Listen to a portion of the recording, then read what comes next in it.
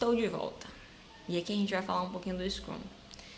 Então, a mensagem dessa aula é como não pôr tudo a perder ou desistir antes mesmo de começar. Então, a gente vai falar aqui sobre planejamento de execução e de desenvolvimento de software. Mas antes eu preciso contextualizar vocês.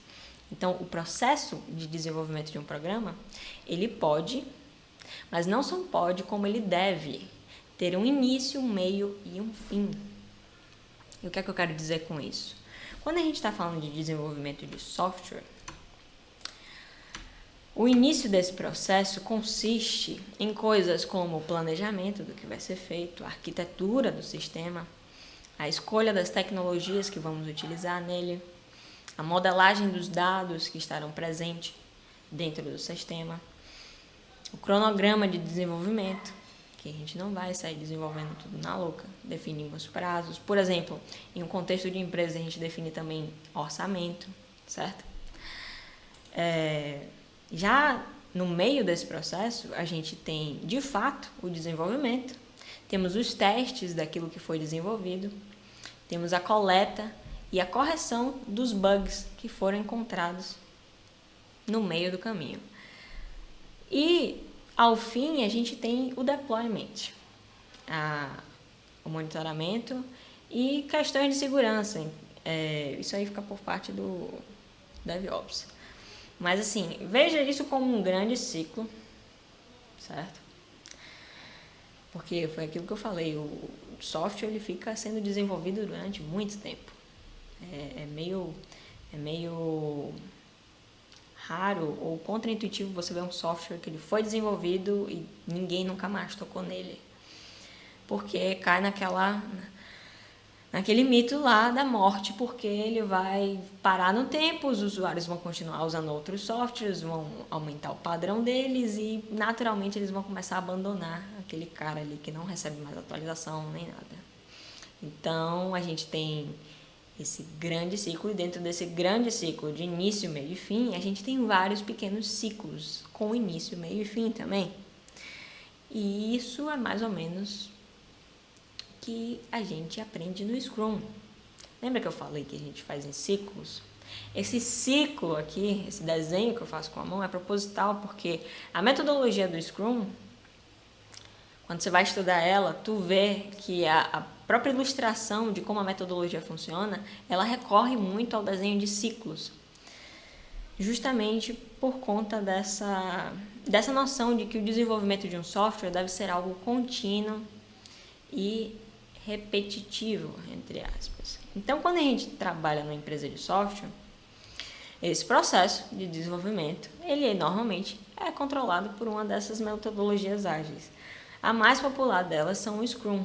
O Extreme Program também entra, mas o Scrum principalmente porque o Scrum ele trata sobre como as coisas serão executadas durante o meio, o desenvolvimento, certo? Apesar de ele planejar o início e tudo mais, o Scrum ele influencia muito na forma em que vamos executar o desenrolar, o processo de criação do software. Já o Extreme Program é como se fosse uma série de mandamentos, de boas práticas que os desenvolvedores, o time de desenvolvimento pode utilizar para favorecer ainda mais esse processo, esse intervalo de tempo onde o software será construído. Como, por exemplo, o pair programming, que é uma prática de você codar junto com um outro desenvolvedor. Porque quando tem dois desenvolvedores olhando para um mesmo código, as chances de, por exemplo, um desenvolvedor travar o outro desenvolvedor que não está conseguindo resolver determinado problema é muito maior. E de ele também encontrar bugs que esse outro desenvolvedor não encontrou, também aumenta. Então, assim, é como se o código passasse por um refinamento, um controle de qualidade maior. Outra coisa que o Extreme Program fala também é sobre a propriedade intelectual do software, por exemplo, que diz que todo mundo no time deve ter propriedade intelectual do software, ou seja, todo mundo no time deve saber o que está acontecendo ali, deve entender aquele software, porque se isso estiver limitado a só poucas pessoas ou uma pessoa, o que acontece? se essa pessoa precisar sair do time, se acontecer qualquer coisa, sei lá, bateu as botas de um dia para o outro, aquele time de desenvolvimento ele vai ficar drasticamente comprometido, porque ele se acostumou, as pessoas daquele time se acostumaram a sempre recorrer a quem tem a propriedade intelectual. Então, o ideal é que isso não aconteça. O ideal é que todo mundo tenha propriedade intelectual sobre o software. E, para isso, você deve adotar boas práticas de desenvolvimento de software. Mas, enfim, isso foi um exemplo aqui do Streaming Program. Ele tem muito mais coisas dentro dele. Vale a pena depois você dar uma pesquisada, dar uma lida. Mas eu acho que o jeito mais fácil da gente entender o porquê que a gente usa uma metodologia ágil é vendo o que acontece com o software quando a gente não utiliza ela. Antes de mostrar aqui, eu vou fazer uma analogia interessante. Lembra que eu falei na aula 1 sobre o surgimento da linguagem, da escrita, certo? Da estrutura de comunicação como algo formal, com regras e que foi se popularizando, enfim, até chegar ao nível que temos hoje, em que você é obrigado, por exemplo, a ler e escrever desde muito novo. Uma coisa importante em relação a isso é você notar que quando a gente institui um conjunto de regras, um conjunto de normas sobre algo, essa instituição ela vai favorecer a democracia daquilo e vai restringir ou limitar vamos dizer assim,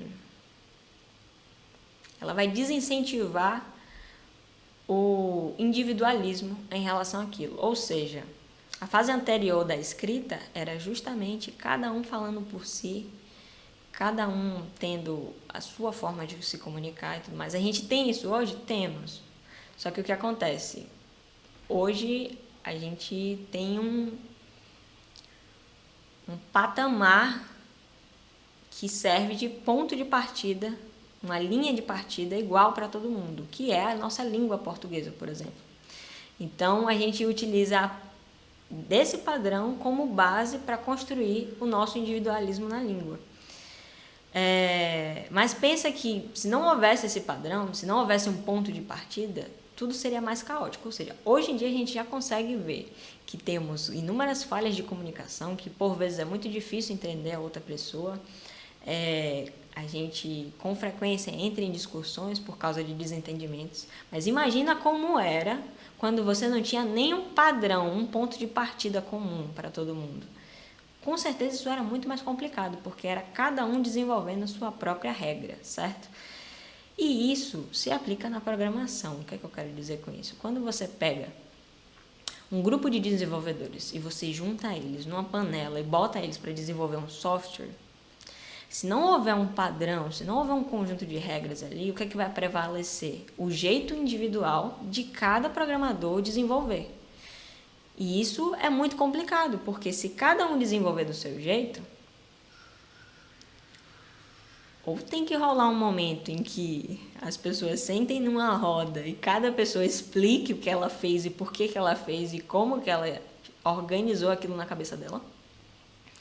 Ou se não houver esse momento, que já vai ser muito custoso, o software ele começa a ser comprometido, porque é como se você tivesse uma torre de Babel. Então, fulano de tal escreve um código de um jeito, ele segue determinados padrões da cabeça dele, o outro escreve de outro jeito, e aí você pensa, quando o software tiver um problema e a gente não tem nenhuma regra para se basear, isso também atrapalha e atrasa a resolução do problema, porque um problema ele pode ser resolvido muitas vezes de inúmeras formas. E cada desenvolvedor provavelmente vai ter a sua forma de resolver o problema. Então, perceba, vai ficando um negócio que sai do controle a um ponto que a gente vai perdendo muita produtividade na hora de desenvolver. Então, essas metodologias, o Scrum, ele é justamente para botar ordem na casa. Instituir um conjunto de regras, um conjunto de práticas que os devs se comprometam, não só os devs, mas o time de desenvolvimento em geral, eles se comprometam a seguir e a partir disso a gente consegue ganhar tempo, produtividade, organização e várias outras coisas no nosso produto final, que é o software que a gente está desenvolvendo, entendeu? Então, veja o que acontece com o software quando a gente não usa metodologias ágeis, ou o que provavelmente vai acontecer com ele.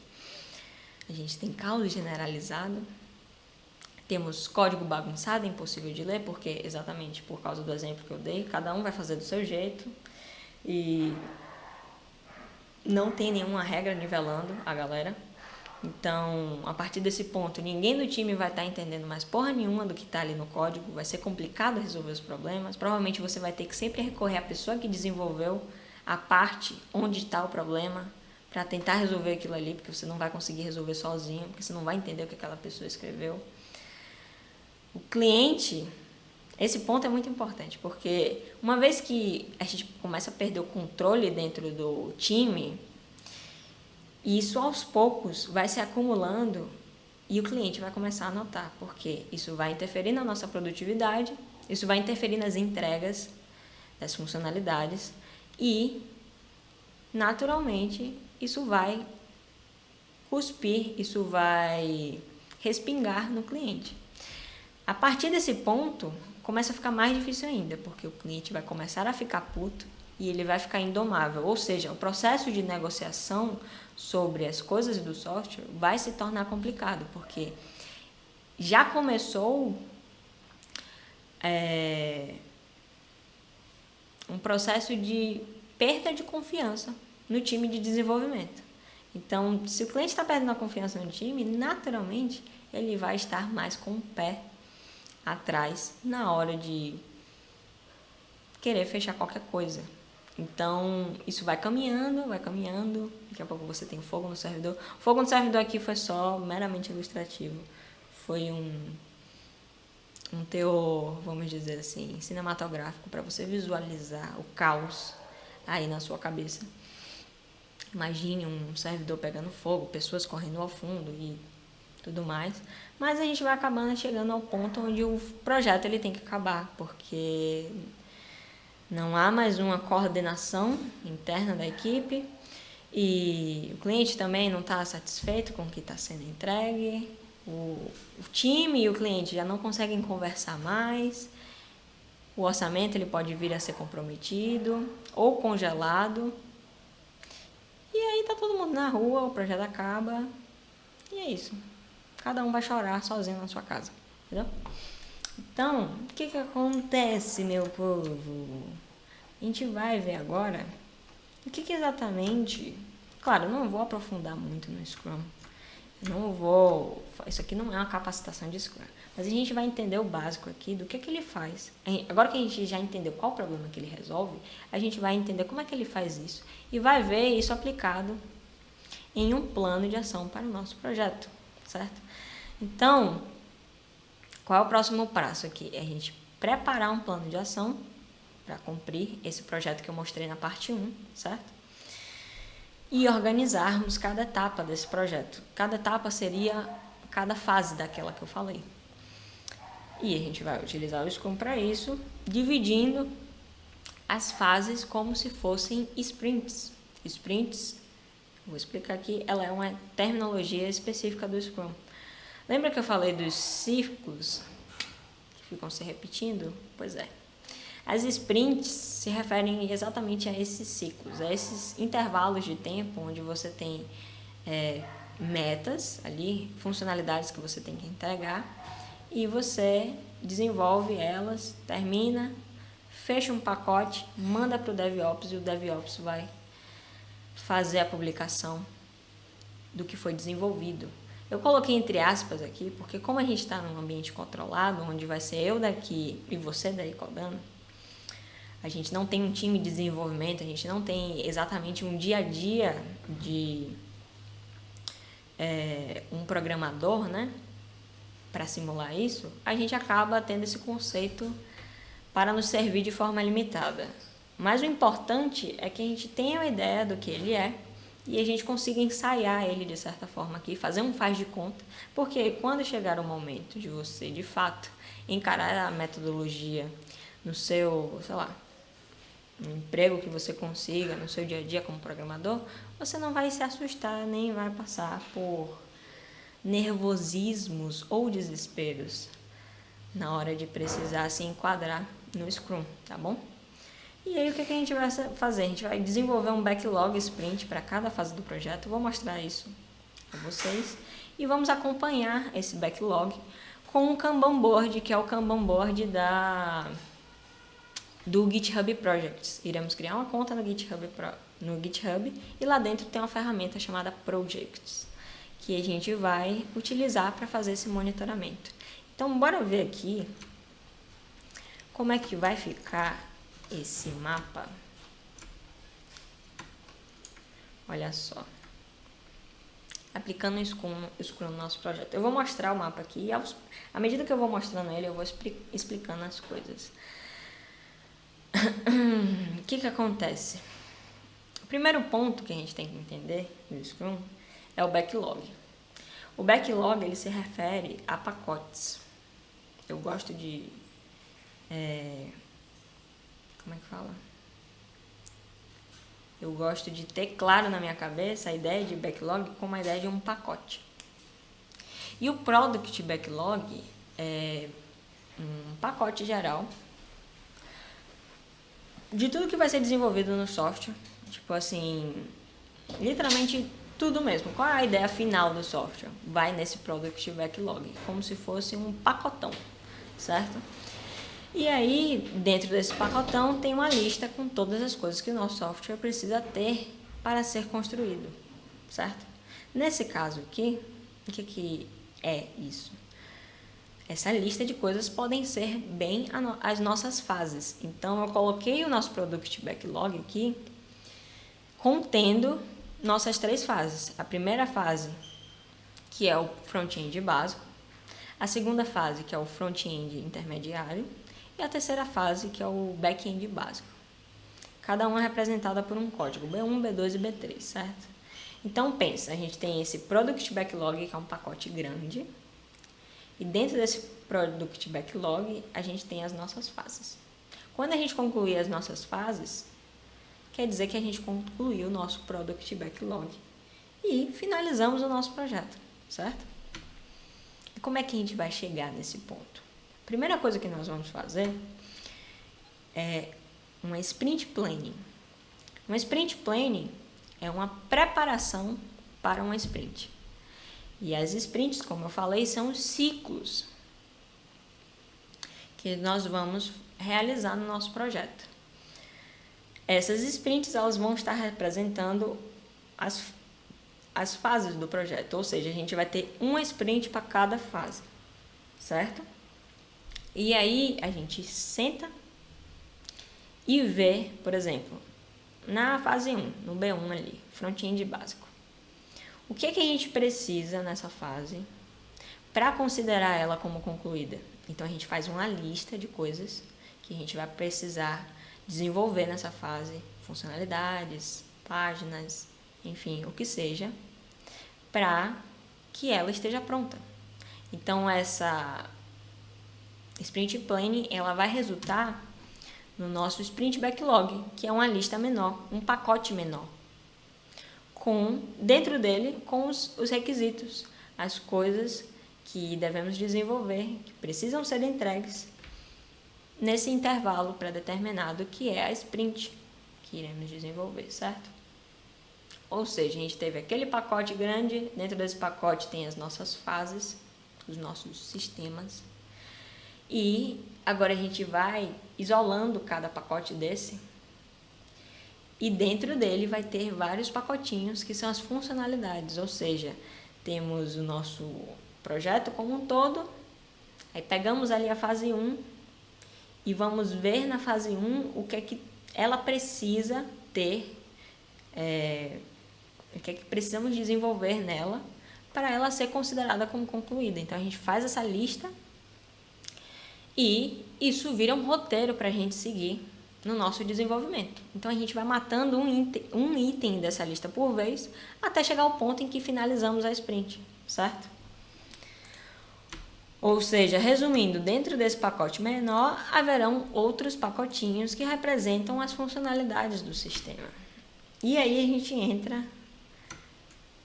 no processo da sprint em si, que seria essa seta aqui, onde o sprint backlog é entregue ao time de desenvolvimento e, nesse caso é eu daqui e você daí, certo?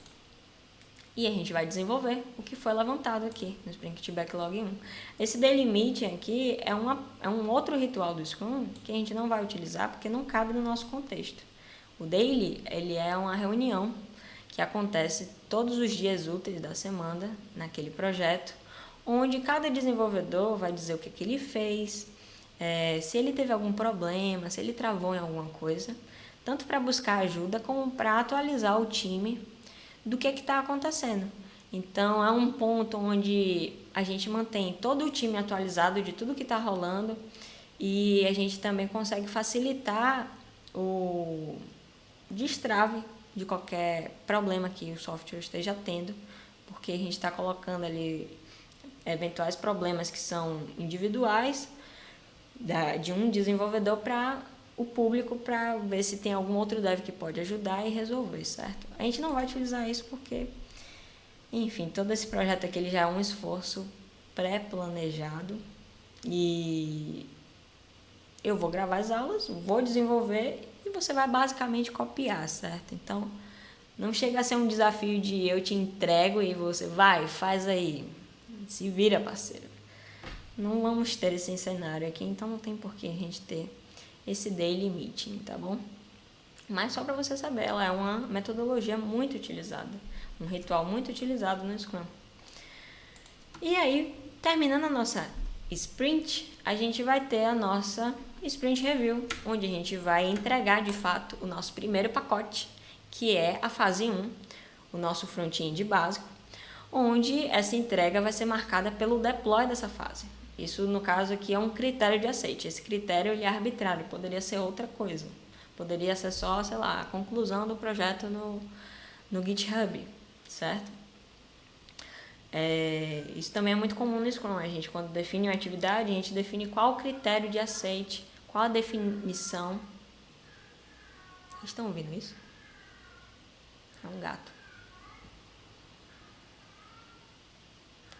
A gente escolhe qual a definição de conclusão daquela atividade. Então, o que é que precisa acontecer para que aquela atividade seja considerada concluída? Isso é muito importante para cada integrante do time ter muito claro na sua cabeça o que é que consiste a atividade, porque de repente você pode passar uma atividade tal, mas aí fulano em tal ele entende de um jeito, o outro fulano entende de um outro jeito, e cada um acha que deveria ser feito de até certo ponto, mas na verdade não é. Então é bom que a gente defina um critério de aceite de forma pública para todo mundo saber e deixar todo mundo no mesmo pé, vamos dizer assim, né? E aí o que é que acontece a partir daqui? Retomamos esse processo e repetimos ele. Só que agora aplicado às outras fases. Então a gente vai fazer a mesma coisa.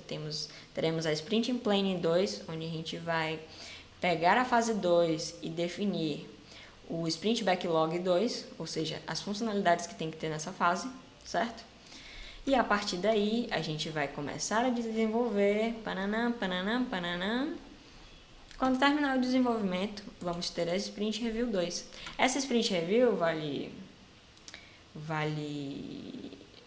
pontuar, ela é um ritual do Scrum, em que normalmente é o ritual em que o time de desenvolvimento entrega para o cliente o que é que foi desenvolvido na sprint. Ele normalmente é isso, ele pode ser... ele pode, vamos dizer assim, incluir uma outra coisa, mas via de regra as empresas acabam utilizando ele dessa forma, certo? E aí a gente chega aqui na Sprint Review 2, apresenta o nosso front-end, a nossa fase 2 intermediário, e caracterizamos o fim dessa sprint com o deploy dessa fase. E mais uma vez a gente repete esse processo e vamos para a Sprint Planning Phase, onde a gente vai definir o nosso Sprint Backlog 3, que são os requisitos, as funcionalidades do nosso back-end básico. A partir daí a gente vai desenvolver novamente essa parte do projeto até chegar no final do desenvolvimento e na nossa Sprint Review 3, onde iremos publicar o nosso back-end com o deploy da fase 3. E aí, o que aconteceu, cara? Fim do projeto. E do Scrum também.